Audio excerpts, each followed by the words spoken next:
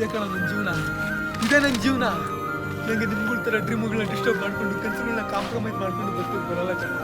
ಆ ಥರ ಸಂಸಾರ ಮಾಡಕ್ಕೆ ನನ್ನ ಕೈಲಿ ಆಗಲ್ಲ, ಅಷ್ಟು ಧೈರ್ಯ ನನಗಿಲ್ಲ. ನಮಗೂ ಯಾವಾಗಲೂ ನಿನ್ನ ಈ ಥರ ನೋಡಕ್ಕೆ ಇಷ್ಟ ಆಗಲ್ಲ ಮಗ. ನೋಡ್ಬೇಡ, ಯಾರು ನೋಡು ಅಂದ್ರು ನಿನಗೆ? ನಾವೆಲ್ಲ ಒಟ್ಟಿಗೆ ಊರು ಬಂದವರು, ಇವಾಗ ನೀನು ಹಿಂಗಂತಂದ್ರೆ ಹೆಂಗೋ? ಊರು ಬಿಟ್ಟು ಬರಬೇಕಾದ್ರೆ ಎಲ್ಲರೂ ಒಟ್ಟಿಗೆ ಒಗ್ಗಟ್ಟಾಗಿ ನಮಗೆ ಬಂದಿದ್ದು. ಆದ್ರೆ ಏನು ಮಾಡೋಣ, ಇಲ್ಲಿ ನಿಮ್ಗಳಿಗೆಲ್ಲ ನಮ್ಗಳ ಕನಸುಗಳಿಗಿಂತ ಕಾಸು ಮಾಡೋದೇ ಹೆಚ್ಚಾಗೋಯ್ತು. ಕಷ್ಟಪಡೋಣ, ಕೆಲಸ ಮಾಡೋಣ, ಹಿಸ್ಟ್ರಿನ ಕ್ರಿಯೇಟ್ ಮಾಡೋಣ ಅಂದವರು ನೀವೇ.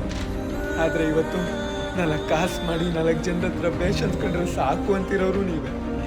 ಇಂಥ ನಿಮ್ಮಂಥವ್ರ ಹತ್ರ ಏನ್ ತಾನೇ ಮಾತಾಡೋ? ಆದ್ರೆ ಕಾಸಿಂದ ಹೆಂಗೋ ಬದುಕ್ತೀಯಾ?